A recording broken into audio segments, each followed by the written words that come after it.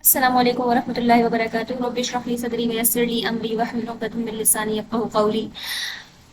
आज जो हम स्टार्ट करने वाले हैं वो है मेडिकल ट्रीटमेंट ऑफ सीओपीडी, जो हमने चैप्टर स्टार्ट किया था from the titis series the management of respiratory diseases. उसका ये थर्ड पार्ट है and I am doctor Bushra Malik. So let's start. जो आज हम पढ़ेंगे मेडिकल ट्रीटमेंट जो है सीओपीडी की, उसमें हम सिक्स तरह जो है ना सिक्स जो है वो इंटरवेंशन जो है वो आप कह सकते हैं कि हम पढ़ने वाले हैं।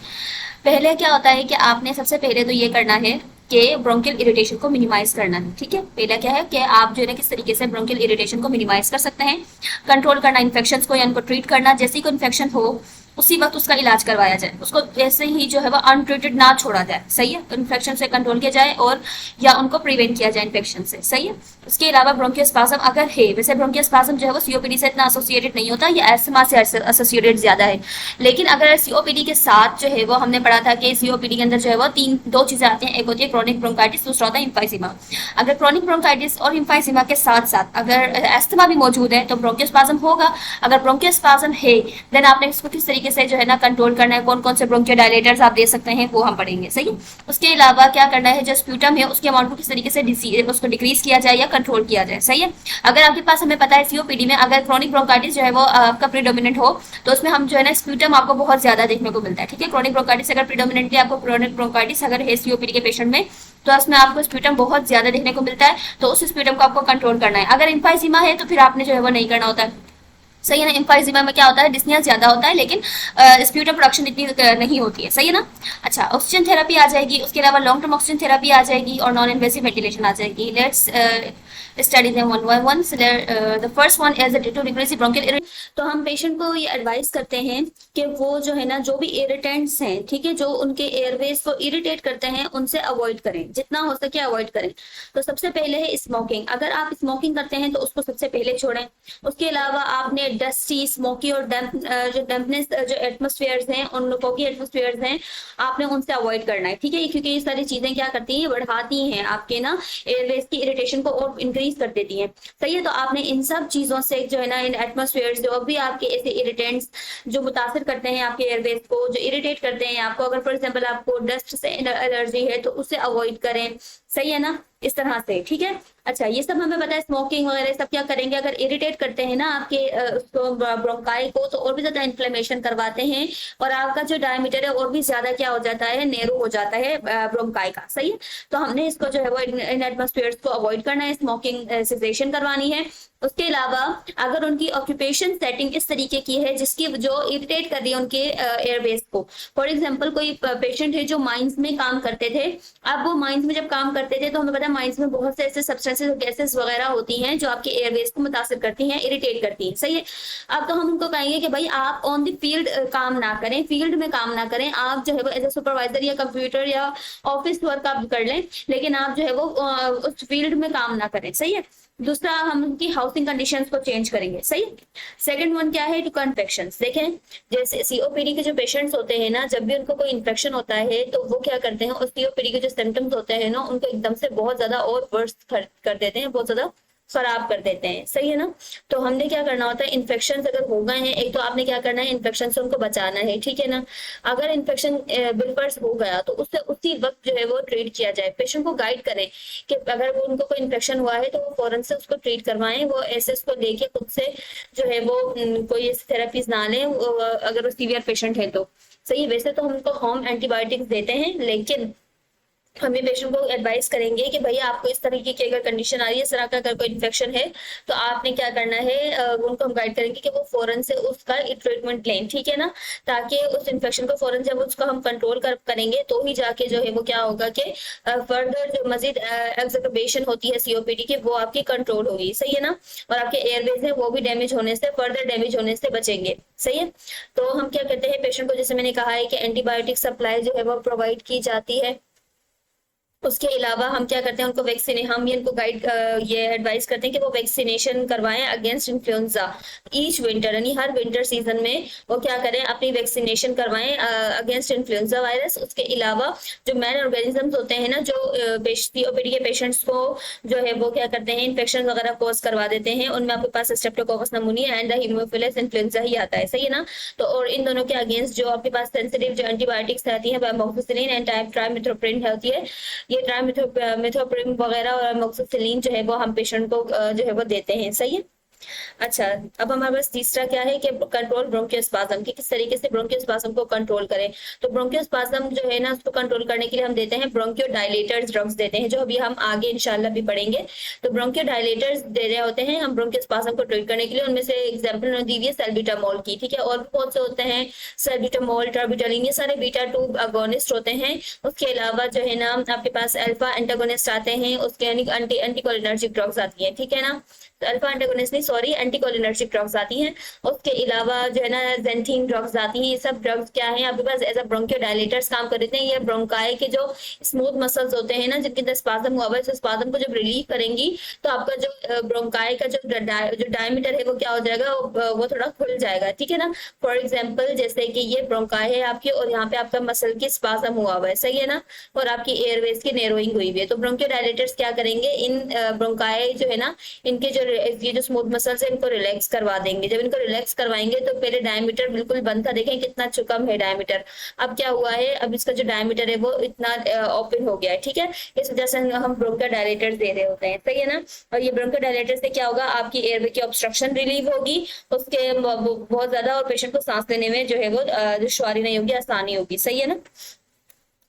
अब हम पढ़ेंगे किस तरीके से आप स्प्यूटम के अमाउंट को जो है वो क्लियर किया जाए। देखें, हमने ये बात लास्ट वीडियो में पढ़ी है। सीओपीडी की ना 2 फॉर्म्स होती हैं। सीओपीडी में ना एक वो फॉर्म है जिसमें क्या क्लिनिकल फॉर्म है कि जिसमें क्या होता है कि जिनमें क्रोनिक ब्रोंकाइटिस जो है ना डोमिनेट कर रहा होता है, ठीक है ना। और कोई ऐसी डिजीज सीओपीडी में के पेशेंट्स, दूसरी फॉर्म ऐसी होती है जिसमें एम्फाइजिमा जो है ना डोमिनेटली पाया जाता है, प्रीडोमिनेट करता है, सही है ना। तो अब हमने ये बात भी पढ़ी थी कि उसमें लास्ट वीडियोस में कि अगर एम्फाइजिमा प्रीडोमिनेट करेगा तो पेशेंट को डिस्निया बहुत ज्यादा होगा, सही है ना।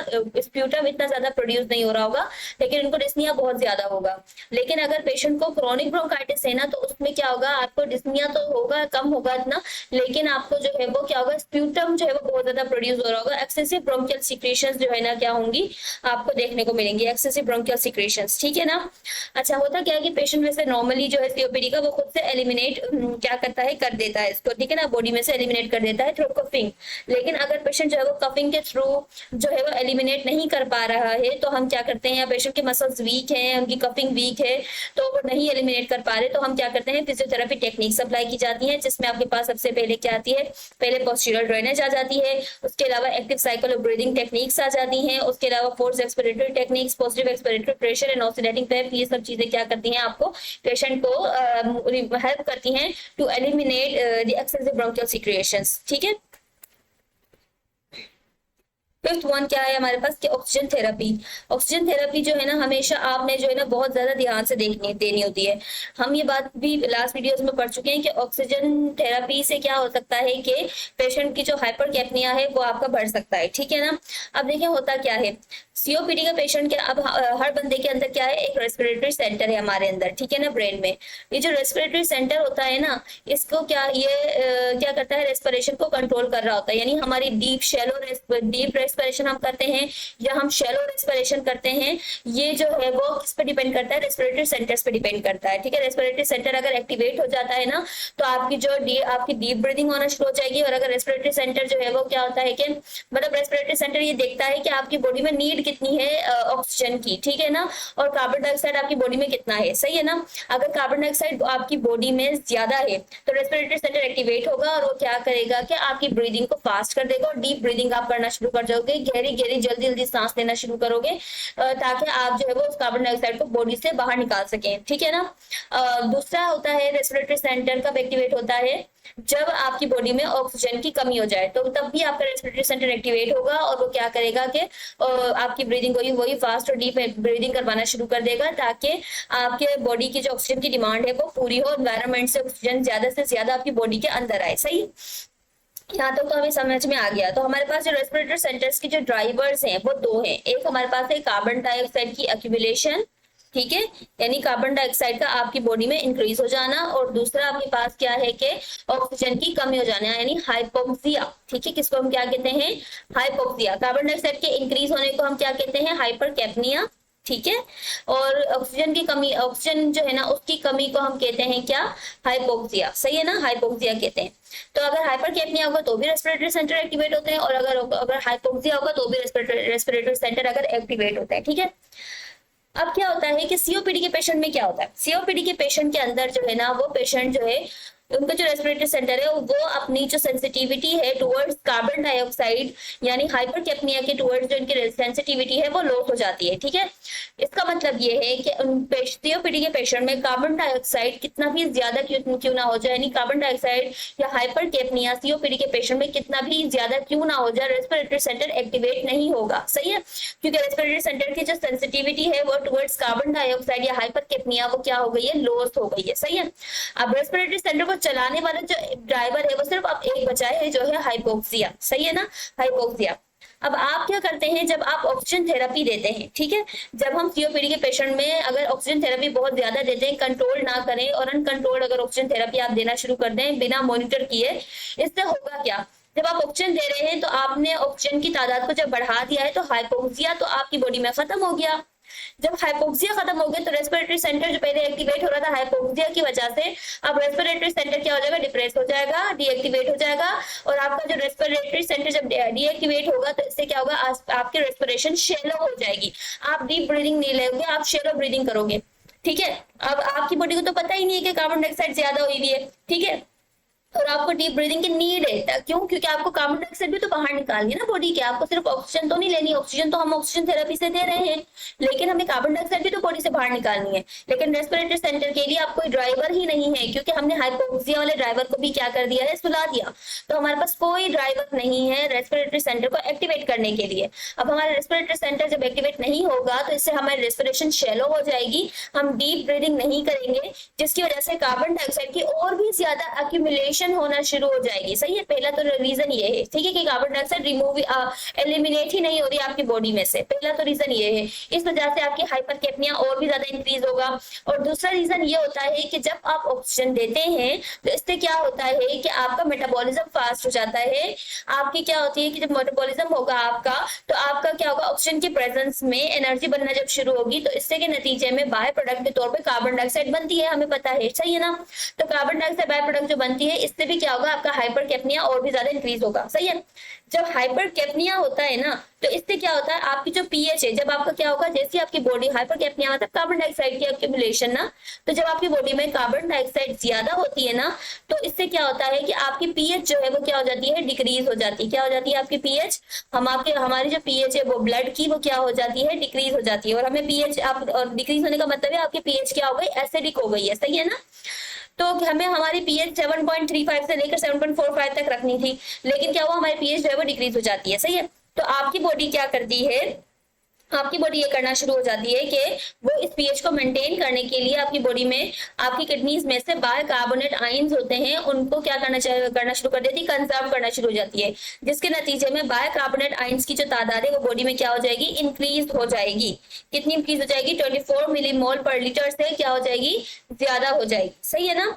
अच्छा, अगर आपकी जो है वो बाइकार्बोनेट आयंस ज्यादा हो गए हैं और आपकी कार्बन डाइऑक्साइड ज्यादा है और आपकी पीएच जो है वो आपकी क्या है, नॉर्मल है, अगर आपकी पीएच जो है वो क्या हो गई है, नॉर्मल है, तो उसको हम नाम देते हैं किसका, कि आपके पास क्या है, कंपनसेटेड रेस्पिरेटरी एसिडोसिस है, इसको हम नाम देते हैं रेस्पिरेटरी एसिडोसिस। एसिडोसिस क्यों कह रहे हैं, क्योंकि पीएच आपकी डिक्रीज हुई थी, और कंपनसेटेड क्यों कह रहे हैं कि उस डिक्रीज पीएच को क्या किया जा रहा है, कंपनसेट किया जा रहा है बाइकार्बोनेट आयंस को जो है वो कंजर्व करवाकर, यानी बॉडी में रखवाकर, आपकी बाइकार्बोनेट आयन को बॉडी में जमा करवा के क्या किया जा रहा है, आपकी पीएच को मेंटेन किया जा रहा है, कंपनसेशन के तौर पर ये बाइकार्बोनेट आयन ज्यादा हो रहे हैं। इस वजह से इस एसिडोसिस को हम, ये एसिडोसिस अभी हुई नहीं है क्योंकि अभी पीएच तो मेंटेन है, लेकिन पीएच में पहले तो एसिडिक थी ना, इस वजह से हम नाम देते हैं इसको कंपनसेटेड रेस्पिरेटरी एसिडोसिस, ठीक है। तो क्या होता है कि कंपनसेटेड रेस्पिरेटरी एसिडोसिस जो है वो बॉडी में सीओपीडी के पेशेंट में होता ही होता है, लेकिन जब आप ऑक्सीजन थेरेपी दे रहे हैं ना तो आपको बहुत ज्यादा ध्यान से देना होती है, आपको बहुत ज्यादा मॉनिटर करके देना होती है। क्यों, आप मॉनिटर लगा हुआ होता है हॉस्पिटल्स में, इससे मॉनिटर्स लगा हुआ, तो उसमें आर्टीरियल ब्लड गैसेस जो है वो दी हुई होती है, एबीजीज, ठीक है ना। आर्टीरियल ब्लड गैसेस जो है वो उन्होंने यहाँ पर क्या दी हुई होती है, आपकी सारी वैल्यूज दी हुई होती है। अगर वो मॉनिटर ये शो करता है कि आपकी पीएच जो है वो क्या होना शुरू हो गई है, क्या होना शुरू हो गई है, पीएच आपकी डिक्रीज होना शुरू हो गई है, यानी एसिडिक होना शुरू हो गई है, बाइकार्बोनेट आयंस भी आपके ज्यादा है और कार्बन डाइऑक्साइड भी आपकी ज्यादा है और ऑक्सीजन आपकी लो है। ठीक है, बाइकार्बोनेट आयन रेज्ड है, पीएच आपकी लो है, कार्बन डाइऑक्साइड आपका रेज्ड है। ठीक है, और पीएच भी आपकी डिक्रीज है। बाइकार्बोनेट आयन से ज्यादा होने के बाद भी अगर पीएच आपकी डिक्रीज है, इसका मतलब है आपकी जो ये रेस्पिरेटरी एसिडोसिस थी अब वो अनकंपनसेटेड हो गई है। सही है ना, जब वो अनकंपनसेटेड हो जाती है यानी आपकी बॉडी अब उसको कंपनसेट नहीं कर पा रही है। ठीक है ना, वो इतना ज्यादा हाइपरकेपनिया हो गया है कि आपकी बॉडी कंपनसेट नहीं कर पा रही है। ठीक है ना, जिसके नतीजे में क्या होगा, आपकी पीएच डिक्रीज हो जाएगी। और आपको पता है कि पीएच जब हमारी ब्लड की डिक्रीज होगी, एसिडिक अगर हो जाए तो हमारे बहुत से एंजाइम्स काम करना छोड़ देंगे, क्योंकि एंजाइम्स को और आपकी बॉडी को काम करने के लिए एक पर्टिकुलर पीएच की नीड है। सही है, तो आपकी बॉडी पूरी जो है वो कोलैप्स कर जाएगी, पूरी खराब हो जाएगी, आपका स्लो डाउन हो जाएगा मैकेनिज्म, आपके बहुत से एंजाइम्स जो है वो खराब हो जाएंगे। ठीक है, क्यों? क्योंकि आपकी पीएच डिक्रीज हुई हुई है। सही है ना, तो इस वजह से ये बहुत ज्यादा खतरनाक चीज होती है। इस वजह से जब भी आप क्या करेंगे, ऑक्सीजन थेरेपी देंगे, आप बहुत ख्याल से देंगे, मॉनिटर करते हुए देंगे कि पीएच जो है वो क्या रहे, नॉर्मल ही रहे। ठीक है, पीएच नॉर्मल ही रहे, यानी इतना ऑक्सीजन देना है कि पीएच नॉर्मल रहे। बहुत ज्यादा अगर ऑक्सीजन देंगे तो हाइपरकेपनिया और भी ज्यादा हो जाएगा। हाइपरकेपनिया जब बहुत ज्यादा होगा तो पीएच आपकी क्या हो जाएगी, डिक्रीज हो जाएगी। सही, जो हम नहीं चाहते वो किस में चले जाएगी, वो अनकंपनसेटेड रेस्पिरेटरी एसिडोसिस में चले जाएगी, जो बहुत ज्यादा खतरनाक है। इस वजह से जब भी ऑक्सीजन देनी है आपने बहुत ध्यान से देनी है। सही है, ये पूरी स्टोरी हमने थोड़ी बहुत पढ़ी थी लास्ट वीडियोस में, अभी थोड़ी और कंटिन्यूएशन है, लेकिन इस चीज को समझना बहुत ज्यादा क्या होता है, जरूरी होता है। सही है, तो ये हम बढ़ते हैं आगे। तो उसमें हम अब जो 6 नंबर पे वो है long term oxygen therapy. Long term oxygen therapy आप जो है ना, अब देखें हाइपोक्स, ये बात भी हम पहले पढ़ चुके हैं पैथोफिजियोलॉजी में सीओपीडी के, कि आपकी बॉडी में जब ऑक्सीजन की कमी होती है यानी जब हाइपोक्सिया होता है तो उसके नतीजे में क्या होता है, आपके लंग्स के अंदर पल्मोनरी हाइवेजो कंस्ट्रक्शन हो जाती है। ठीक है ना, जब पल्मोनरी हाइपोक्सी वेजो कंस्ट्रक्शन होगी तो ये पल्मोनरी वेजो कंस्ट्रक्शन क्या करवा देती है, आपके कार्डिक फंक्शंस को मुतासर करती है। यानी वो क्या करवा रही थी, वो पल्मोनल करवा रही थी, और वो पल्मोनल क्या करवा रहा था, राइट साइड हार्ट फेलियर करवा रहा था। और वो राइट साइड हार्ट फेलियर क्या करवा रहा था, राइट साइड हार्ट फेलियर हमें पता है क्या करवाता है, लेफ्ट साइड हार्ट फेलियर करवाता है। सही है ना, तो ये जो ऑक्सीजन की कमी और पल्मोनरी हाइपोक्सिक वेसो कंस्ट्रक्शन होना, ये सब क्या कर रहे हैं, आपकी कार्डियक फंक्शंस को डिटेरिएट करते हैं, मुतासिर करते हैं, खराब करते हैं। सही है ना, इसलिए आपको जो है ना हाइपोक्सिया को मेंटेन करना, नॉर्मल हाइपोक्सिया को जो है ना सही करना बहुत ज्यादा जरूरी हो जाता है हमारे लिए, जिसकी वजह से हाइपोक्सिया इतना ना हो कि वो पल्मोनरी वेसो कंस्ट्रक्शन अगर मुसलसल रही तो वो कार्डियक फंक्शन को मुतासिर कर सकती है, राइट हार्ट फेलियर करवा सकती है। ठीक है ना, तो आपने हाइपोक्सिया को भी ट्रीट करना है। ठीक है, आपने छोड़ नहीं देना। अब क्या है, एक रिसर्च हुई, मेडिकल रिसर्च वर्किंग पार्टी ने एग्जामिन किया कि जब आप क्या करते हो, लो कंसंट्रेशन ऑफ ऑक्सीजन देते हैं, नहीं सिर्फ और सिर्फ कितनी परसेंट, 24% आप देते हैं एंड 15 आवर्स के लिए देते हैं सीओपीडी के पेशेंट में। ठीक है ना, तो उनका जो 3 ईयर मोर्टेलिटी रेट है वो 66% से 45% तक आ जाता है। यानी मोर्टेलिटी रेट पे लेता 66%, अब वो कितना हो गया, 45%। इन मोर्टेलिटी रेट उनका क्या हो जाता है, परसेंटेज उनकी कम हो जाएगी। ठीक है, उसके अलावा ब्रिटिश थोरेसिक एसोसिएशन गाइडलाइंस ये कहती हैं, ब्रिटिश थोरेसिक सोसाइटी गाइडलाइंस ये कहती हैं कि जो वो पेशेंट जिनका partial pressure of oxygen less than 7.3 किलोपास्कल्स है, या चाहे उनको हाइपरकेपनिया हो या ना हो, उनको आप लॉन्ग टर्म ऑक्सीजन थेरेपी दे सकते हैं। या अगर वो पेशेंट जिनका जो है ना force expiratory volume in first second अगर लेस देन 1.5 लीटर्स है, तो उनमें भी आप जो है वो क्या कर सकते हैं, लॉन्ग टर्म ऑक्सीजन थेरेपी दे सकते हैं। उसके अलावा आप वो पेशेंट जिनके अंदर partial pressure for carbon oxygen जो है वो 7.3 से लेकर 8 किलोपास्कल्स तक है, तो या पल्मोनरी हाइपरटेंशन के साथ या पेरिफेरल एडिमा या नोक्टुरल हाइपोक्सिया के साथ, तो उनमें भी आप क्या कर सकते हो, लॉन्ग टर्म ऑक्सीजन थेरेपी जो है वो रिकमेंडेड है। सही है ना, लॉन्ग टर्म ऑक्सीजन थेरेपी क्या है, रिकमेंडेड है। लॉन्ग टर्म इसलिए कि देखें 15 घंटे के लिए दे रहे हैं वो। ठीक है ना, इसलिए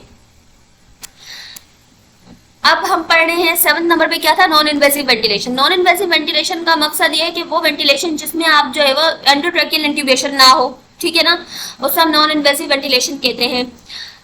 अच्छा, ये हमारी मास्क वगैरह के थ्रू ही होती है। सही है ना, ये जो वेंटिलेशन होती है क्या करती है, आपकी जो है ना ये हम दे रहे होते हैं, कब देते हैं, इंडिकेटेड कब है, जब अक्यूट आपकी जो है ना एक्सरबेशन हो डिजीज की, एकदम से आपके सिम्टम्स जो है वो वर्सन होना शुरू हो जाए, तो आप जो है वो नॉन इन्वेसिव वेंटिलेशन की तरफ जा सकते हैं विद टाइप 2 रेस्पिरेटरी फेलियर में। उसके अलावा क्या है, नॉन इन्वेसिव वेंटिलेशन क्या करती है, आपके डायफ्राम को ऑफलोड करती है, जिसकी वजह से जब तक कि आप रेस्ट में चले जाता है डायफ्राम थोड़ी देर के लिए, जब तक के लिए आपकी एक्सरबेशन जो है वो रिजॉल्व ना हो जाए। ठीक है ना,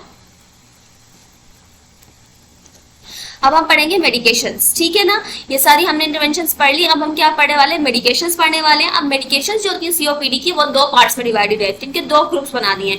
पहले आपके पास होते हैं रिलीवर्स, दूसरे आपके पास क्या होते हैं, प्रिवेंटर्स, ठीक है ना। रिलीवर्स क्या करेंगे, आपके रिलीव करेंगे आपको जो भी सिम्टम्स होंगे उनसे, जैसे कि ब्रोंकियोस्पाज्म को रिलीव करेंगे। उसके लिए हम कौन से ड्रग्स, हमने ब्रोंकियोस्पाज्म में मैंने आपको बताया था कि बीटा 2 अगोनिस्ट यूज कर रहे होते हैं हम, ठीक है ना। बीटा 2 अगोनिस्ट यूज कर सकते हैं, एंटीकोलिनर्जिक ड्रग्स यूज कर सकते हैं, और ज़ैंथीन डेरिवेटिव्स वगैरह हम यूज कर सकते हैं, ठीक है ना। दूसरी आपके पास होती है प्रिवेंटर्स। प्रिवेंटर्स क्या करेंगी, प्रिवेंटर्स ये करेंगी कि वो आपके सिम्टम्स से अपेयर होने से पहले ही आपको प्रिवेंट करेंगी, सही है ना। उसमें जो ज्यादा, अब जो प्रिवेंटर ड्रग्स में आपके पास जो ड्रग्स आती हैं वो क्या आती हैं, आपके पास आती हैं कॉर्टिकोस्टेरॉइड्स यानी स्टेरॉइड्स आती हैं, सही है ना। ये सब हमने जो है वो कहाँ पढ़ा है, फार्माकोलॉजी चैप्टर में हम पढ़ चुके हैं, प्रीवियस वीडियोस में मेरी फ्रॉम द टाइटल सीरीज हम ये पढ़ चुके हैं, ठीक है ना। कॉर्टिकोस्टेरॉइड्स, अब क्या है, आपकी जो स्टेरॉइड्स होती है वो क्या करती हैं, आपकी बॉडी, आपके रेस्पिरेटरी सेंटर में जो आपके मास्ट सेल्स होते हैं ना, रेस्पिरेटरी जो आपका सिस्टम है इसमें जो ब्रोंकाई के अंदर जो मास्ट सेल्स हैं, ठीक है ना, जो आपके हिस्टामिन रिलीज करते हैं, ठीक है ना। और हिस्टामिन क्या करता है, एलर्जी वगैरह करवा देता है, ठीक है ना। तो क्या होता है, हम स्टेरॉइड्स क्या करते हैं, मास्ट सेल्स की तादाद को कम कर देते हैं, ठीक है ना। जिसकी वजह से जो है ना hyper sensitivity reaction, hyper activity जो है ना रिएक्शंस नहीं आते आपकी ब्रोंकाई में, ठीक है ना। इससे होगा क्या, जब आपकी हाइपर एक्टिविटी नहीं होगी आपकी ब्रोंकाई की, तो इससे होगा क्या, जो म्यूकोसल इन्फ्लेमेटरी रिएक्शंस है वो भी आपके कम आएंगे, म्यूकस कम प्रोड्यूस होगा, आपकी ऑब्स्ट्रक्शन कम आएगी, ठीक है। तो ये क्या करें, पहले से पहले यानी इन्फेक्शन होने से पहले ही क्या कर रहे हैं, आपको प्रिवेंट कर रहे हैं कि कोई सिम्टम्स वगैरह ना आए। तो उसके लिए हम क्या देते हैं, प्रिवेंटर्स देते हैं, और प्रिवेंटर्स में आपके पास कॉर्टिकोस्टेरॉइड्स आती हैं। और जो रिलीवर्स होते हैं उसमें आपके ब्रोंकियोस्पाज्म, ब्रोंकियोडायलेटर्स वगैरह आ जाते हैं, जो रिलीव दी ब्रोंकियोस्पाज्म और रिड्यूस दी ब्रोंकियोस्पाज्म, सही है। अब हम देखते हैं कौन कौन से मेडिकेशन है, उनको हम वन बाय वन पढ़ेंगे। तो फर्स्ट वन हमारे पास क्या है, बीटा 2 अगोनिस्ट है, ठीक है ना। बीटा 2 अगोनिस्ट जो है वो क्या करते हैं, हमारी बॉडी के अंदर ना बीटा 2 रिसेप्टर्स होते हैं, ठीक है ना। ये बीटा 2 अगोनिस्ट क्या करते हैं, इन बीटा 2 रिसेप्टर्स के ऊपर जाते हैं और इनकी एक्टिविटी को एनहांस करते हैं, सही है ना। ये जो बीटा 2 रिसेप्टर्स है ना आपके पास, ये बीटा रिसेप्टर्स होते हैं। खैर बीटा रिसेप्टर्स क्या होते हैं, बीटा रिसेप्टर्स आप दो तरह के होते हैं, होते हैं बीटा 1 और दूसरे होते हैं बीटा 2। जो बीटा 1 रिसेप्टर्स होते हैं ना वो आपके होते हैं हार्ट में, ठीक है। ये सारा फार्माकोलॉजी में हम पढ़ चुके हैं। तो बीटा 1 रिसेप्टर्स होते हैं हार्ट में, एंड बीटा 2 रिसेप्टर्स कहाँ होते हैं, लंग्स में होते हैं, ठीक है ना। ये पूरा आपके रेस्पिरेटरी सिस्टम के अंदर जो है वो वाइड स्प्रेड मौजूद है, ठीक है ना। तो ये क्या करते हैं, बीटा 2 अगोनिस्ट क्या करते हैं, इन बीटा 2 रिसेप्टर्स के जो ऊपर जाकर लगते हैं और क्या करते हैं कि आपकी जो ब्रोंकाई की जो मसल्स है ना, स्मूथ मसल्स, उनको रिलैक्स करवा देते हैं, ठीक है ना। तो इससे क्या होता है कि आपके एयरवे, जैसे यहाँ पर देखिए ये ब्रोंकाई था, ठीक है ना, इसके अंदर क्या होती है, ब्रोंकियोस्पाज्म हुई हुई थी, ठीक है ना, ब्रोंकियोस्पाज्म हुई हुई थी, जिसकी वजह से इसका ल्यूमेन बहुत ज्यादा छोटा हुआ था, और म्यूकस भी आपको पता है मौजूद होता है यहाँ पर, ठीक है ना। अब हमने जो ब्रोंकियोडायलेटर्स दिए हैं वो क्या करेंगे, इन जो ये स्मूथ मसल्स है ना इनको क्या कर देंगे, रिलैक्स, ठीक है। जिसकी वजह से ये इनके जब रिलैक्स होंगे तो ये ऐसे हो जाएंगे, ठीक है। ये रिलैक्स होकर जब ऐसे होंगे, ठीक है, और यहाँ पे आपका म्यूकस अगर पड़ा हुआ है तो इसकी वजह से तब भी आपका डायमीटर जो है वो काफी हद तक जो है वो क्या हो जाएगा, इंक्रीज हो जाएगा, सही है ना। तो इससे क्या करते हैं, ये जो बीटा 2 अगोनिस्ट है ये क्या करेंगे, ब्रोंकाई की मसल्स, ये जो ब्रोंकाई के आपके स्मूथ मसल्स है इनको क्या कर देंगे, ये रिलैक्स करवा देंगे। जिसकी वजह से होगा क्या कि आपकी जो आपका जो है ना आपकी ब्रोंकोडायलेशन हो जाएगी, जिसकी वजह से आपको सांस लेने में आसानी होगी, यानी ऑब्स्ट्रक्शन कम आएगी, सही है। इसमें जो एग्जाम्पल है वो सल्ब्यूटामोल, जो हम पीछे भी पढ़ चुके हैं, जो वेंडोलिन के नाम से आता है, टर्बिटोलिन आ जाती है, सही है ना, ये ड्रग्स आ जाती हैं आपकी। अच्छा, बीटा 2 अगोनिस्ट क्या करते हैं, ब्रोंकोडायलेशन करवाते हैं, बता चुकी हूँ मैं। अच्छा, उसके अलावा बीटा 2 अगोनिस्ट हम जो है वो इनहेल्ड थेरेपी के तौर पे देते हैं, यानी इनहेलेशन, यानी हम इसको, आपने देखा होगा जो अस्थमा के पेशेंट्स होते हैं या सीओपीडी के पेशेंट्स होते हैं ना, उनको हम क्या देते हैं, इनहेलर्स देते हैं, ठीक है ना। वो जो ना मीटर डोज इनहेलर्स होते हैं वो हम यूज कर रहे होते हैं, और वो मीटर डोज इनहेलर्स जो वो क्या करते हैं, उनमें बीटा 2 अगोनिस्ट का जो ड्रग्स होती है उनको सॉल्यूशन की फॉर्म में डाला हुआ होता है, और जब वो पंप करते हैं ना, एक पफ लेते हैं, तो उससे होगा क्या कि उनको मिस्ट की फॉर्म में, एक मिस्ट की फॉर्म में ड्रग उनकी बॉडी के अंदर जाती है, सही है ना। तो इनहेल्ड थेरेपी के यानी इनहेलेशन रूट के थ्रू आप ये ड्रग्स ज्यादातर दे रही होती हैं ओरल के मुकाबले में, यानी इनहेलेशन को हम ज्यादा, इनहेलेशन रूट को हम ज्यादा जो है वो क्या करते हैं, प्रीफर करते हैं एज कम्पेयर टू ओरल के। क्यों? क्योंकि ओरल देते हैं ना तो ओरल जो है वो आपके उसके सिस्टमिक साइड इफेक्ट्स काफी आते हैं, तो इनहेल्ड थेरेपी के सिस्टमिक साइड इफेक्ट्स इतने नहीं आते, जिसकी वजह से जो है हम इनहेल्ड थेरेपी देना ज्यादा पसंद करते हैं, सही है ना। अच्छा, बीटा टू अगोनिस्ट जो होते हैं ना, अच्छा देखिए फिर हमारे पास बीटा टू अगोनिस्ट दो तरह के होते हैं, एक होते हैं लॉन्ग एक्टिंग, दूसरा होता है शॉर्ट एक्टिंग। ठीक है, तो जो बीटा टू अगोनिस्ट है आपके पास, जो long acting beta two agonist है वो आपके पास क्या आता है, सल्मेट्रोल एंड फॉर्मेट्रोल आ जाती हैं।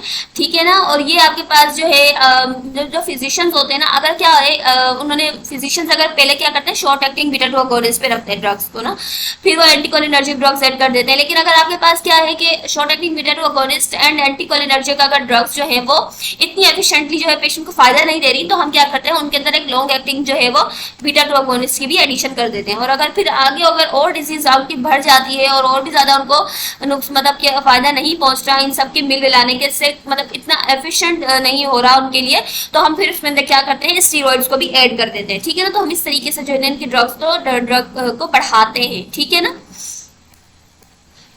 दूसरी जो हम ड्रग्स पढ़ेंगे वो है एंटीकोलिनर्जिक ड्रग्स। एंटीकोलिनर्जिक ड्रग्स भी आपके पास क्या है, ब्रोंकियोडायलेटर्स ही हैं। सही है ना, ये क्या करती हैं, ब्रोंकियो कंस्ट्रक्शन से प्रिवेंट करती हैं। ठीक है, और ये पैरासिम्पथेटिक नर्वस सिस्टम जो है ना उसको जो है ना उसके थ्रू करवा रही होती हैं। इसमें जो ड्रग्स आती है वो आइप्रोट्रोपियम ब्रोमाइड एंड ऑक्सीट्रोपियम ब्रोमाइड आ जाती है। और इन ड्रग्स को इतना एफिशिएंट होना चाहिए कि वो अगर हम अकेला भी इस ड्रग को दें, लोन भी दें, तो भी वो सीओपीडी के लिए काफी हो। ठीक है ना, सिम्टम्स को ब्रोंकाई को डायलेट करने के लिए। फिर जो थर्ड है हमारे पास ड्रग्स है वो है सेंजेंथिन डेरिवेटिव्स।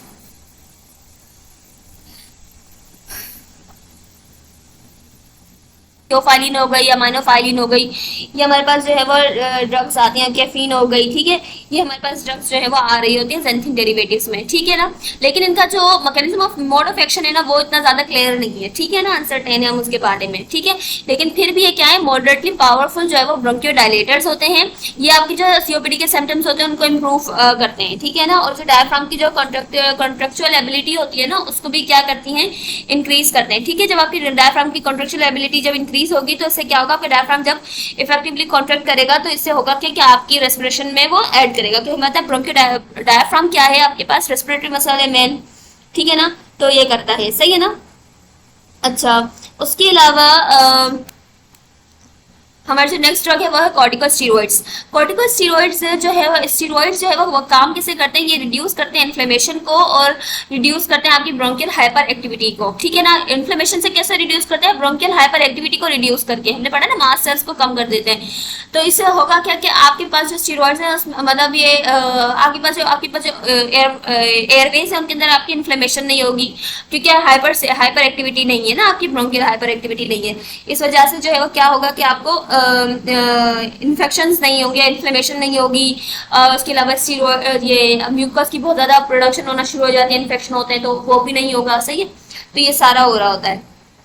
उसके अलावा 10 to 20% ऑफ सीओपीडी के जो पेशेंट्स होते हैं उनके अंदर जो है ना शॉर्ट कोर्स अगर हम करवाते हो ना स्टीरॉइड्स का, तो वो उनके लिए बहुत ज़्यादा इफेक्टिव साबित हुआ है। वो उनके जो है ना सिग्निफिकेंटली उनके जो सिम्टम्स हैं वो क्या हुए, इम्प्रूव हुए। सही है ना, उसके अलावा लेकिन आपके जो स्टीरॉइड्स हैं वो उसके नुकसान भी हैं। ठीक है ना, अगर आप लॉन्ग टर्म स्टीरॉइड्स पे पेशेंट को रखते हो तो उसके नुकसान काफ़ी आते हैं।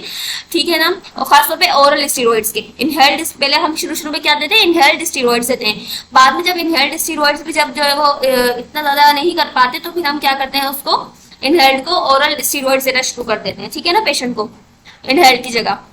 तो ओरल स्टीरॉइड्स के बहुत ज्यादा नुकसान होते हैं, क्योंकि जो भी आप ड्रग ओरली देते हो ना उसमें सिस्टमिक साइड इफेक्ट्स काफी आते हैं। सही है ना, तो जिस तरह से हम ब्रोंकियोडायलेटर्स भी हम इनहेलेशन में हम ज्यादा प्रीफर कर रहे थे, इसी तरह से स्टीरॉइड्स भी हम इनहेलेशन के थ्रू जो है वो ज्यादा प्रीफर करते हैं।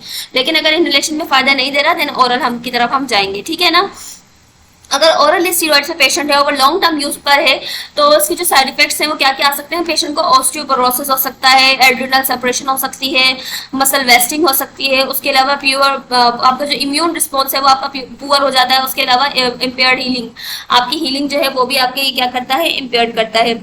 सही है ना, अच्छा ये क्या है, कैसे करवा रहा होता है कि ये मसल्स जो है ना आपकी जो प्रोटीन्स होते हैं ना उनकी ब्रेक डाउन करवा देता है। ठीक है ना, जिसकी वजह से क्या होता है कि आपके जो मसल वेस्टिंग होना शुरू हो जाती है, प्रोटीन की ब्रेक डाउन होना शुरू हो जाती है, प्रोटीन सिंथेसिस इनहिबिट कर देता है ये। ठीक है ना, उसकी वजह से होगा क्या कि आपके मसल्स जो है वो फटीग होना शुरू हो जाते हैं। ठीक है ना, उसके अलावा आपकी हीलिंग को कैसे इम्पेयर करता है कि ये क्या करता है, आपकी जो कोलेजन सिंथेसिस होती है ना, जो वुंड स्ट्रेंथ के लिए जरूरी होती है कोलेजन सिंथेसिस, उसको ये रिड्यूस कर देगा।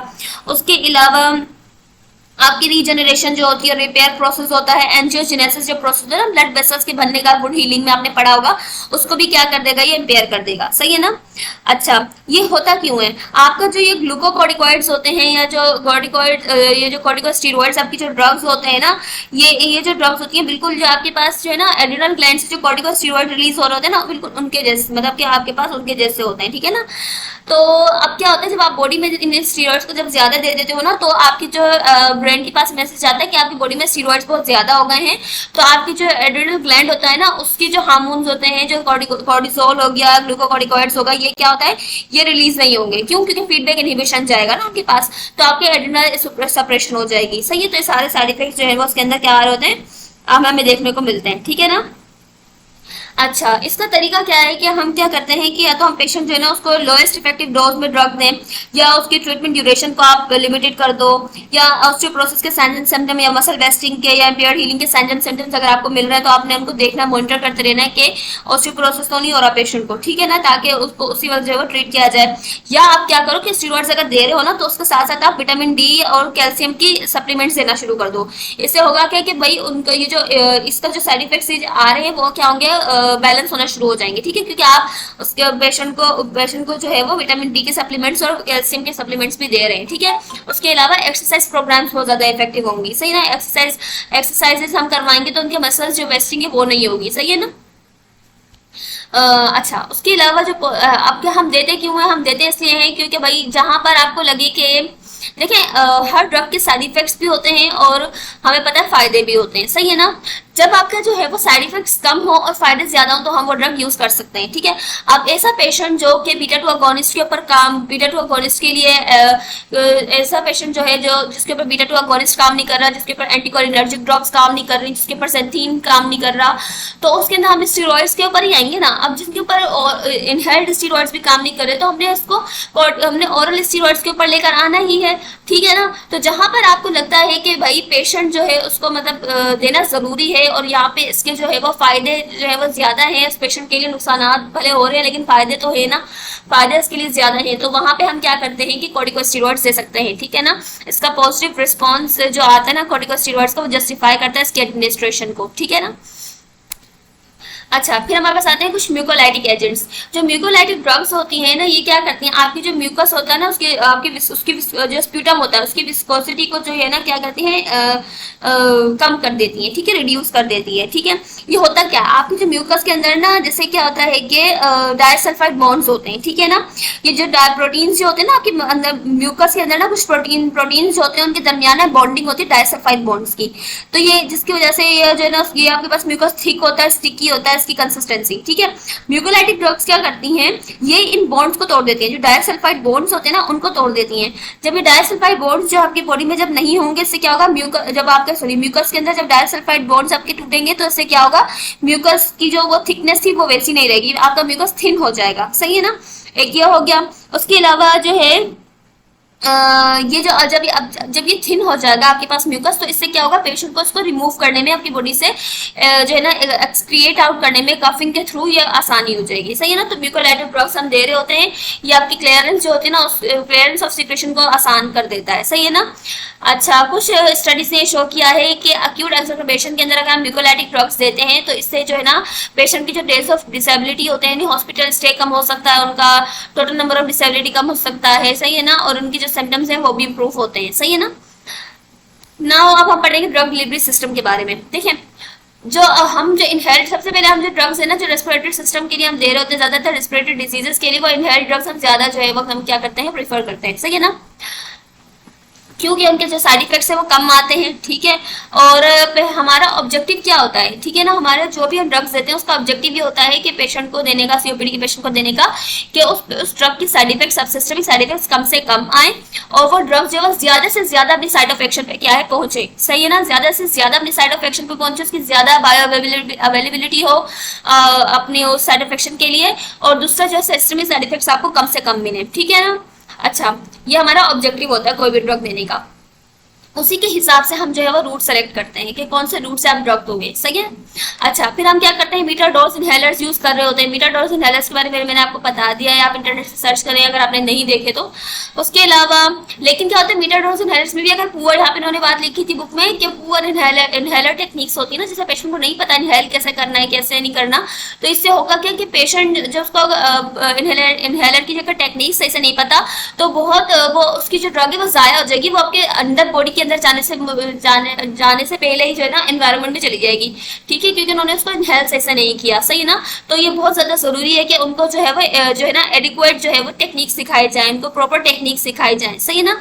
अच्छा, अगर किसी को एक्यूट एक्सरपेशन होती है ना, तो उसके अंदर इनहेलर जो है वो इतने ज्यादा इफेक्टिव नहीं होते, उनके लिए आपको नेबुलाइजर्स यूज करने होते हैं। नेबुलाइजर मशीन भी आपने देखी होगी, ठीक है ना। 5 to 10 मिनट्स के लिए आप जो है वो दे रहे होते हैं, वो उसमें जो डिलीवरी थेरेपी, ठीक है ना, ये हम दे रहे होते हैं, लगाते हैं नेबुलाइजर्स वगैरह लगाते हैं। वो मशीन होती है पूरी, अगर आप वो देखें तो उसमें भी एक माउथ पीस होता है, एक वायर तार सी होती है जो अटैच होती है नेबुलाइजर मशीन के थ्रू मशीन में, और जो माउथ पीस होता है उसके साथ एक बॉक्स होता है जिसके अंदर दवाई डलती है, वेंटोलिन इफेक्टिव होते हैं अगर एक्यूट एक्सरपेशन है सीओपीडी की, ठीक है। इन्होंने वही बात लिखा है, फाइन मिस्ट की फॉर्म में वो निकलेगा, ठीक है, और पेशेंट जो है वो माउथ या मास्क या माउथ पीस के थ्रू जो है वो उसको क्या करेगा, इनहेल करेगा। अच्छा, अब हम पढ़ने वाले हैं फिजियोथेरेपी टेक्निक्स इन सीओपीडी, ठीक है। फिजियोथेरेपी टेक्निक्स कौन कौन सी हैं सीओपीडी के पेशेंट्स के लिए, ठीक है। जैसे हमने बात पढ़ी थी ना कि हम कौन कौन सी टेक्निक्स होती हैं, पोस्टीरियर ड्रेनेज होती है, उसके अलावा एक्टिव साइकिल ब्रीदिंग टेक्निक्स होती हैं, पॉजिटिव एक्सपिरेटरी प्रेशर होता है, ठीक है ना, फोर्स एक्सपिरेटरी प्रेशर होता है, ऑसिलेटिंग डिवाइसेस होती हैं, ये सारे हम जो है ना पढ़ने वाले हैं वन बाय वन। सबसे पहले पल्मोनरी रिहेबिलिटेशन क्या होता है। पल्मोनरी रिहेबिलिटेशन क्या है, एक evidence based multi disciplinary approach है, ठीक है, और कॉम्प्रिहेंसिव इंटरवेंशन है उन पेशेंट के लिए जिनको रेस्पिरेटरी डिजीजेज होती हैं या उनको सिम्टम्स होते हैं, रेस्पिरेटरी सिम्टम्स होते हैं, ठीक है, और जिसकी वजह से उनकी एक्टिविटीज ऑफ डेली लिविंग जो है यानी ये डेली लाइफ एक्टिविटीज है वो मुतासिर हो रही है, सही है ना, डिक्रीज हो रही है, उनकी वो एक्टिविटीज नहीं सही से कर पा रहे हैं, तो उनको हमने क्या करना होता है, पल्मोनरी रिहेबिलिटेशन में भेजना होता है। और वो पल्मोनरी रिहेबिलिटेशन हर इंडिविजुअल के लिए क्या होता है, उसको डिजाइन किया जाता है अलग से, ठीक है, उनकी नीड के हवाले से, ठीक है, उनकी नीड्स को देखते हुए हम क्या करते हैं, पूरा पल्मोनरी रिहेबिलिटेशन प्लान करते हैं, ठीक है। उनमें कौन कौन सी एक्सरसाइजेस होनी चाहिए, कौन कौन से मसल्स को आपने टारगेट करना है, कौन कौन से मसल्स की स्ट्रेंथनिंग करवानी है, वो सब आपने क्या करना है, हर पेशेंट के अकॉर्डिंग आपने क्या करना होता है, उसको डिजाइन करना होता है, और फिर आप उसको जो है ना अप्लाई करते हो पेशेंट पर, सही है। पहले तो ये हो गई। दूसरा, आपकी जो पल्मोनरी रिहेबिलिटेशन है वो मल्टी डिसिप्लिनरी अप्रोच है, यानी एक सिंगल सिर्फ और सिर्फ फिजिकल थेरेपिस्ट जाके पल्मोनरी रिहेबिलिटेशन नहीं कर सकता, उसके लिए नर्स भी होते हैं, उसके लिए जनरल फिजिशियंस होते हैं, उसके लिए कम्युनिटी वर्कर्स होते हैं, ये सब मिलके क्या करते हैं, पेशेंट को जो है वो इस काबिल बनाते हैं कि वो उसकी क्वालिटी ऑफ लाइफ जो बेहतरीन हो, सही है ना। तो ये मल्टी डिसिप्लिनरी अप्रोच है, सही है। अच्छा, उसके अलावा हम जो ये पल्मोनरी रिहेबिलिटेशन करवाते हैं वो क्यों करवाते हैं, ताकि सिम्टम रिड्यूस हो, उनके फंक्शनल स्टेटस उनका इंप्रूव हो, उनकी पार्टिसिपेशन उनकी इंक्रीज हो, और जो उसके अलावा जो हेल्थ केयर कॉस्ट है वो उनका रिड्यूस हो, ठीक है ना, और जो सिस्टमिक मैनिफेस्टेशन है डिजीज की वो स्टेबलाइज हो जाएंगे, वो रिवर्स हो, सही है। ये हमारा मकसद होता है, हमारा गोल होता है। ये जो डेफिनेशन है आपके पास जो हमने भी पीछे पढ़ी है पल्मोनरी रिहेबिलिटेशन की, उसमें 3 चीजों का उन्होंने बात की गई है। एक है मल्टी डिसिप्लिनरी अप्रोच होना जरूरी है। दूसरा, आपने क्या करना है, पेशेंट के फिजिकल एंड सोशल फंक्शंस को इंप्रूव करना है। फिजिकल एंड सोशल फंक्शंस को किस तरीके से इंप्रूव करवाओगे आप, एक्सरसाइज ट्रेनिंग करवा के, पेशेंट को एजुकेट करके उसकी डिजीज के बारे में और उनकी जो है वो उसके रिस्क फैक्टर्स के बारे में बताकर उसको उनकी लाइफस्टाइल मॉडिफिकेशन करवाकर, ठीक है। उसके अलावा न्यूट्रिशनल उनके स्टेटस को इंप्रूव करना है, साइकोलॉजिकल स्टेटस को इंप्रूव करना है, सोशल एंड बिहेवियरल इंटरवेंशन को इंप्रूव करना है। उसके अलावा ये जो आपके पास पल्मोनरी रिहेबिलिटेशन है, ये मैं बात बता चुकी हूँ कि वो individualized to meet each patients need, यानी पेशेंट के नीड के हवाले से उसको डिजाइन किया जाता है हर इंडिविजुअली पेशेंट के लिए, सही है ना, ठीक है। और जो पल्मोनरी रिहेबिलिटेशन होता है ना, उसके अंदर हम वो क्या करती है, आपकी एक्सरसाइज कैपेसिटी को भी इंक्रीज करती है, उसके अलावा health related quality of life जो है वो भी आपकी क्या होती है, इम्प्रूव होती है, सही है ना। कंपोनेंट्स क्या होते हैं पल्मोनरी रिहेबिलिटेशन के, सबसे पहले क्या है, एरोबिक एक्सरसाइज ट्रेनिंग आ जाती है, ठीक है। उसके अलावा हम क्या करते हैं, एरोबिक एक्सरसाइज ट्रेनिंग से क्या होगी, पेशेंट के अंदर जो इंड्योरेंस, उसकी कार्डियोपल्मोनरी इंड्योरेंस बेहतर होगी, सही है ना। तो उससे जो उनके अंदर जो एक्सरसाइज इंटॉलरेंस आ रही थी ना वो नहीं आएगी। उसके अलावा एजुकेट हम करेंगे about the background of the disease के, उनको डिजीज हुई क्यों है, क्या होता है इस डिजीज के अंदर, वो सारा उनके बारे में पेशेंट को बताएंगे इस डिजीज के बारे में। स्मोकिंग सिसेशन उनकी करवाएंगे, मैंने जैसे बात की थी कि लाइफस्टाइल मॉडिफिकेशन करेंगे। स्मोकिंग सिसेशन हो गई, जैसे हमने पढ़ी थी ना कि किस तरीके से ब्रोंकियल इरिटेशन को मिनिमाइज किया जाए, तो उसमें हमने पढ़ा था स्मोकिंग सिसेशन, उसमें हमने पढ़ी थी। उसके अलावा हमने ये पढ़ा था कि उनकी जो डैम्पनेस या फोगी एटमोस्फेयर है उससे उनको चेंज किया जाए, होम कंडीशंस को चेंज किया जाए, ऑक्यूपेशनल कंडीशंस को चेंज किया जाए, वो सारा इसमें आ जाएगा। कॉम्प्लायंस विद मेडिकेशन, ठीक है, पेशेंट जो है वो मेडिकेशन टाइम पर ले, सही है, क्योंकि स्टीरॉइड्स का ये होता है, हमने फार्माकोलॉजी में ये बात पढ़ी थी कि स्टीरॉइड्स का फुल इफेक्ट तब आपको मिलता है जब आप उसको जो है ना रेगुलरली जो है वो लिया जाए, ठीक है, रेगुलर बेसिस पे पूरा कोर्स किया जाए तो उसका जो इफेक्ट है वो बहुत अच्छा हमें तब मिलता है। तो पेशेंट मेडिकेशन सही से टाइम पे ले रहा है या नहीं ले रहा, उसकी कंप्लायंस मेडिकेशन के लिए क्या है, वो दवाइयाँ लेने में चिड़चिड़ापन तो नहीं दिखाते, तो उनको थोड़ा ना काउंसलिंग उनकी करनी होती है ताकि वो मेडिकेशन सही से टाइम पे लें, ठीक है ना। उसके अलावा उनको न्यूट्रिशनल सपोर्ट, उनके कौन कौन से न्यूट्रिएंट्स उनको देने हैं, कौन कौन से सप्लीमेंट्स उनको देने हैं, ठीक है, वो आ जाता है। उसके अलावा एनर्जी कंजर्विंग स्ट्रेटेजीज आ जाएंगी, जैसे कि किस तरीके से वो अपनी एक्टिविटीज ऑफ डेली लिविंग किस तरीके से करेंगे जिसमें उनकी एनर्जी कम लगे और काम भी एफिशिएंटली वो कर सकें, सही है ना, तो उसके बारे में उनको गाइड करना होता है, ठीक है। पल्मोनरी रिहेबिलिटेशन प्रोग्राम जो है वो आपको साइकोलॉजिकल सपोर्ट भी देता है, ठीक है ना, जैसे आप किस तरीके से अपनी एंजाइटी को मैनेज करना है, बेनिफिट्स आपको बताने हैं डिजीज एक्सरसाइजेस के, सारा वो आपने उनको साइकोलॉजिकल सपोर्ट उनको प्रोवाइड करनी है। अच्छा पल्मोनरी रिहेबिलिटेशन, हर अक्यूट एक्सरबेशन के बाद पल्मोनरी रिहेबिलिटेशन जो है वो रिकमेंडेड है by the national institute of clinical excellence. इन्होंने ये गाइडलाइंस है उनकी कि अगर कोई भी अक्यूट एक्सरबेशन होती है ना सीओपीडी में, तो उसके फौरन बाद आपने पल्मोनरी रिहेबिलिटेशन जो है वो करवाना चाहिए आपको, सही है ना। की पॉइंट क्या है इसमें कि the most important themes are maintaining exercise capacity and patient education into self management. जो आपके पास मोस्ट इंपोर्टेंट थीम है वो क्या है कि आप पेशेंट की कैपेसिटी को मेंटेन करें, एक्सरसाइज कैपेसिटी को, वो क्या यानी उसके अंदर एक्सरसाइज इंटॉलरेंस ना आए, सही है ना। और दूसरा पेशेंट को सिखाया जाए, उनको एजुकेट किया जाए कि किस तरीके से सेल्फ मैनेजमेंट उन्होंने अपनी करनी है, सही है। उसके अलावा in addition guidelines should be provided with regard to clearing airway of secretion and establishing correct breathing pattern. आपने पेशेंट को ये बताना है कि किस तरीके से वो अपने एयरवे सिक्रेशन को किस तरीके से क्लियर आउट करे, अपने कफिंग किस तरीके से करे, ब्रीदिंग कैसी करे, ठीक है। उसके अलावा आपने पेशेंट को ब्रीदिंग पैटर्न सही से सिखाने, सही है ना, पैटर्न को बताना है कि किस तरीके से वो ब्रीदिंग कर सकते हैं, जिससे बॉक्स ब्रीदिंग होती है, वो हम आगे जाके इंशाल्लाह डिस्कस करेंगे।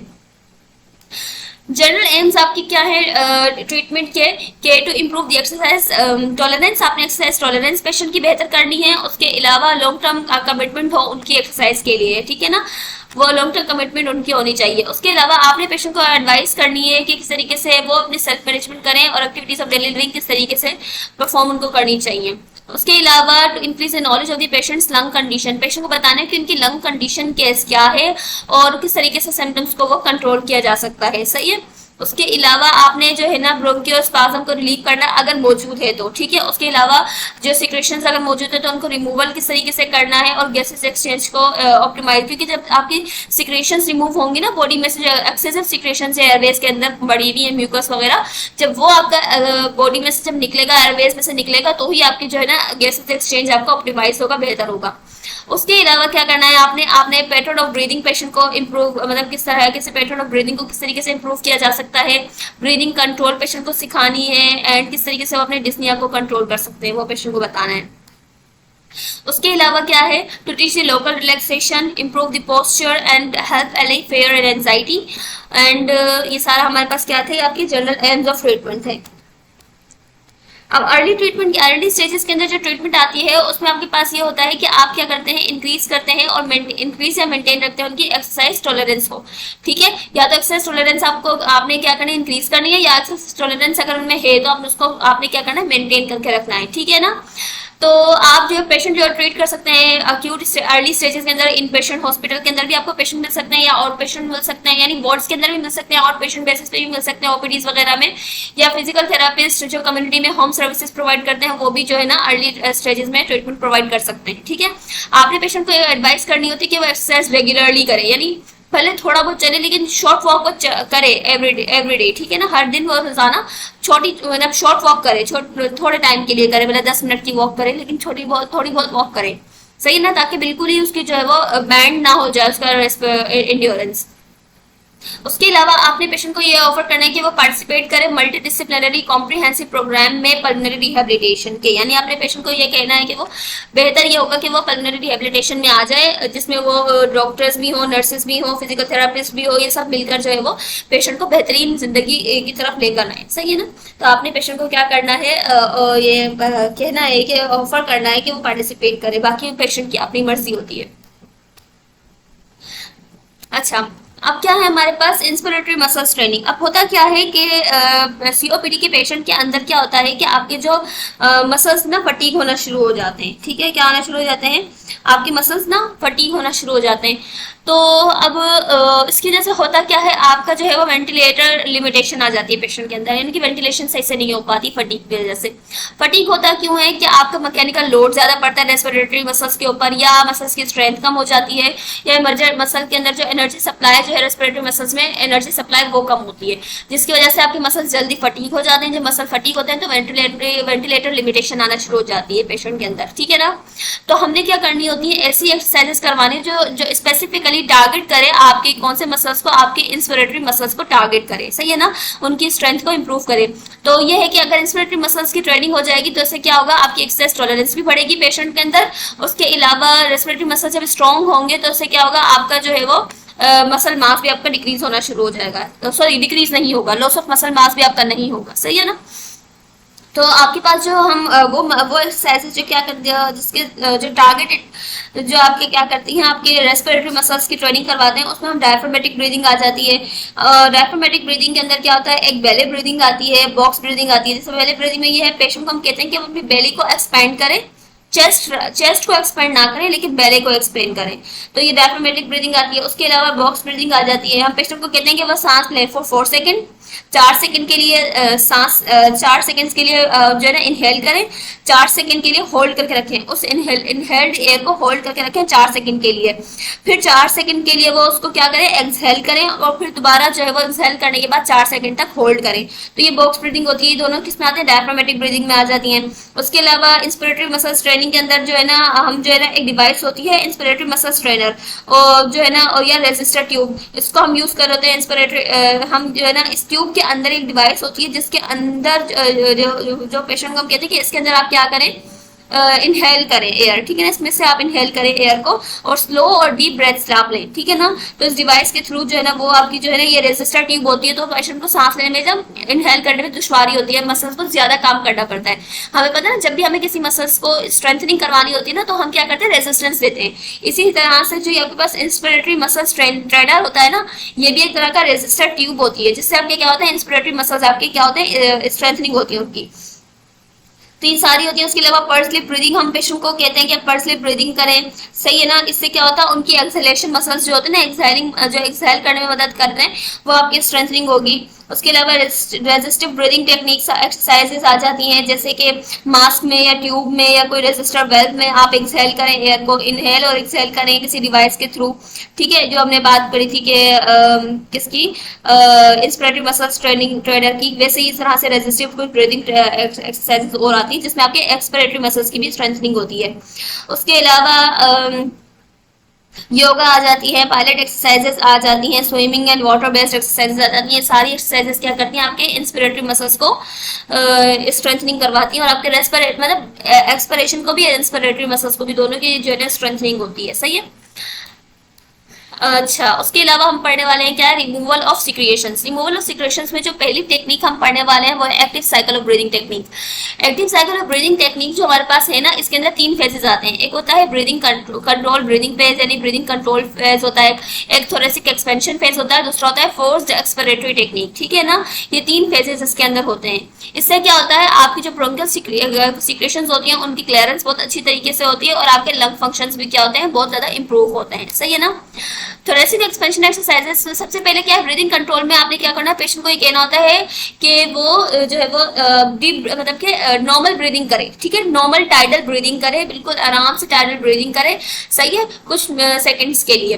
फिर उसके बाद वो क्या करे, थोरेसिक एक्सपेंशन पे आ जाता है। ये वाला फेज नॉर्मल ब्रीदिंग करने के बाद वो क्या आएगा, थोरेसिक एक्सपेंशन पे आएगा। इसमें ये कर रहा था टाइडल ब्रीदिंग, इसमें ये करेगा फोर्स्ड एक्सपिरेटरी ब्रीदिंग। ठीक है ना, फोर्स एक्सपिरेटरी बोलूं, फोर्स ब्रीदिंग करेगा, यानी वो डीप ब्रीदिंग ब्रीदिंग करेगा। फोर्स को मैं वो गलत होगा, हम इसको डीप ब्रीदिंग करेगा, ठीक है ना, डीप ब्रीदिंग करेगा। सही है। अच्छा, डीप ब्रीदिंग एक्सरसाइजेस आ जाती हैं। इसके अंदर हमने 3 to 4 ब्रेथ्स पेशेंट को कहना होता है, 3 से 4 ब्रेथ्स उसको लेनी होती है डीप ब्रीदिंग, ठीक है ना। उसके अलावा हमने क्या करना होता है, हम जब पेशेंट को कहते हैं कि वो मतलब के थोरेसिक एक्सपेंशन के थ्रू, यानी उनका थोरेक्स एक्सपेंड होगा ना जब वो डीप ब्रीदिंग करेंगे तो वो जब सांस अंदर लें, ठीक है, उसके बाद उनको 3 सेकंड तक होल्ड करके रखें, ठीक है। सांस अंदर लेने के बाद क्या करें, इंस्पायर करने के बाद क्या करें, 3 सेकंड तक होल्ड करें, सही है ना। 3 सेकंड तक होल्ड करने के बाद वो क्या करें, बिल्कुल आराम से उनको एक्सहेल करें, ठीक है ना, बिल्कुल आराम से क्या करें, एक्सहेल किया जाए, सही है। तो ये हमारे पास क्या आता है, थोरेसिक एक्सपेंशन एक्सरसाइजेज आ जाती हैं। इसमें हमने 3 सेकंड तक होल्ड करना होता है उसको। उसके अलावा इससे होगा क्या, जो पेशेंट आपके जो लंग्स के अंदर जो है ना कुछ कोलेट्रल चैनल्स होते हैं, उनके थ्रू जो है ना एयर आपकी मूव करेगी, एयर वॉल्यूम आपका क्या करेगा, एयर फ्लो होगी आपकी किसके थ्रू, कोलेट्रल चैनल्स के थ्रू, ठीक है।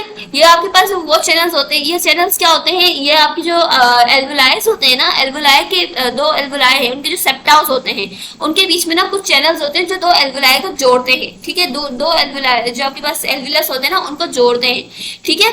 तो ये जो आपके पास पोर्स होते हैं ना, ये क्या करेंगे आपके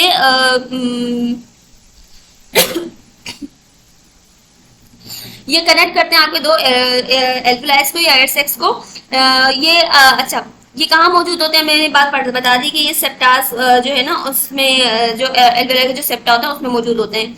इनका काम क्या होता है, ये क्या करते हैं, पहले तो एयर प्रेशर को इक्वलाइज करते हैं, यानी जब एयर अंदर आती है ना तो किसी एक एल्वुलस के अंदर ज्यादा ना हो, वो इक्वल आप पूरे एल्वुलस के अंदर मौजूद हो, तो इस वजह से पूरी जो एयर होती है वो क्या करती है, इन चैनल्स के थ्रू सारे एल्वुलाई में फैल जाती है, जिससे क्या होता है, एयर प्रेशर आपका इक्वलाइज हो जाता है। उसके अलावा गैसेस एक्सचेंज में ये हेल्प करता है, और म्यूकस क्लियरेंस में भी जो है ना ये आपके कोलेट्रल चैनल्स जो है वो हेल्प कर रहे होते हैं, सही है ना।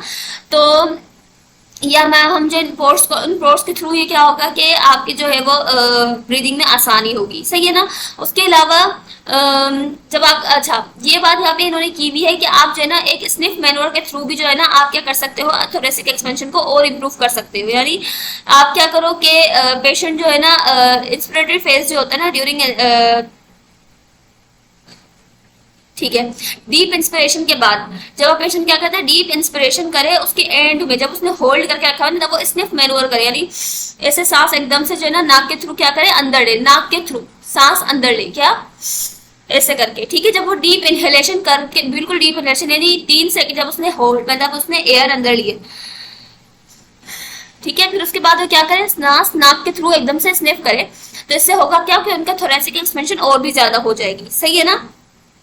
उसके अलावा हम मैनुअल टेक्निक्स अप्लाई कर सकते हैं, जैसे कि शेकिंग हो गई, यानी इसी रिमूवल, सेक्रेशन रिमूवल के लिए। उसके अलावा वाइब्रेशंस हो गई, चेस्ट क्लैपिंग हो गई, ये सब क्या करती हैं, शेकिंग, वाइब्रेशन, चेस्ट क्लैपिंग, या आपके पास ये परकशन होती है, ये क्या करती हैं, ये सब आपकी जो है ना एयरवे जो सिक्रेशंस हैं उनको लूज कर देती हैं, ठीक है ना। ये बात मैं पहले बता चुकी हूँ, जिसकी वजह से आपको रिमूव करने में, उनको बॉडी में से एक्सक्रेट आउट करने में थ्रू द कफिंग आपको आसानी होती है, ठीक है। अच्छा, हमने बात पढ़ ली कि इसके फेजेस पढ़ लिए थे। पहले हमने पढ़ा ब्रीदिंग कंट्रोल फेज, ठीक है, ये breathing control phase, thoracic expansion phase. अब तीसरा फेज क्या है, force expiratory technique. Force expiratory technique manure में हम क्या करते हैं, जो है ना फोर्स एक्सपिरेशन करेंगे, हफ्स करेंगे, ठीक है। ये हफिंग टेक्निक होती है, यानी एक होता है कफ और दूसरा होता है हफ। हफ में क्या होता है कि आपने जैसे मिसाल के तौर पर ग्लासेस होते हैं ना आपके, जैसे जो आपके ग्लासेस होते हैं, आप उसके ऊपर ना हफ करके क्या करते हो, एक फोग जो है आपके मुंह से निकलती है और उसे क्या होता है, ग्लास में छा जाती है। ग्लास को साफ करने के लिए आप हफिंग करते हो, ग्लास को साफ करने के, आपके जो ग्लासेस होते हैं जो आप आंखों पे लगाते हैं उनको साफ करने के लिए आप हफ करते हो, ठीक है ना। इससे होता क्या, पूरी एक फोग सी होती है जो शीशे के ऊपर, उस ग्लास के ऊपर आके लग जाती है, फिर उसके बाद आप क्या करते हो, किसी कपड़े से आप उसको साफ करते हो, ठीक है ना। तो बिल्कुल हफिंग वही है, लेकिन ये फोर्स्ड हफ है, ठीक है ना। फोर्सफुल एक्सपिरेशन करेंगे by through the huffing, not coughing. कब, क्यों, क्योंकि हफिंग में क्या होता है, आपका जो ये ग्लोटिस होता है ना ये ओपन होता है, ठीक है। तो जो आपका हफिंग में क्या होगा, ग्लोटिस ओपन होता है, लेकिन जो आपका अगर आप कफ करोगे ना तो कफ में क्या होता है, ग्लोटिस आपका क्लोज हो जाता है, और हम चाहते हैं हमारा ग्लोटिस ओपन रहे, तो उसके लिए हम क्या करते हैं, हफिंग टेक्निक जो है वो अप्लाई करेंगे, ठीक है ना। फोर्स एक्सपिरेटरी टेक्निक्स को हम कहते हैं, ठीक है ना। ठीक है। अच्छा, फोर्स रेस्पिरेटरी टेक्निक क्या है कि आपका जो है ना एयर फ्लो ऑब्स्ट्रक्शन से को जो है ना मतलब कि क्या करेगी, उससे प्रिवेंट करेगी, ठीक है ना, कि वो आपका जो है ना मतलब इम्प्रूव हो जाएगा, एयर ऑब्स्ट्रक्शन इतनी नहीं आएगी, सही है ना, क्योंकि ग्लोटिस आपका ओपन है। नाउ ये दैट्स ऑल फॉर टुडे। जो और फर्दर जो फिजिकल थेरेपी टेक्निक्स है वो हम इंशाल्लाह नेक्स्ट वीडियो में पढ़ेंगे। So what we are going to study next, हम क्या पढ़ने वाले हैं, पोस्चरल ड्रेनेज पढ़ेंगे हम। उसके अलावा ह्यूमिडिफिकेशन, इंप्रूविंग ब्रीदिंग पैटर्न, किस तरीके से इंप्रूव किया जाए ब्रीदिंग पैटर्न को, और ट्रीटमेंट लेटर स्टेजेस में कौन कौन सी होती हैं, और non invasive positive pressure ventilation क्या क्या होती है वो हम पढ़ेंगे। उसके अलावा टर्मिनल केयर किस तरह से प्रोवाइड करनी है आपने, वो हम जो है। So thank you very much. So that's all for today. मिलते हैं नेक्स्ट वीडियो में इंशाल्लाह, तब तक के लिए अल्लाह हाफिज।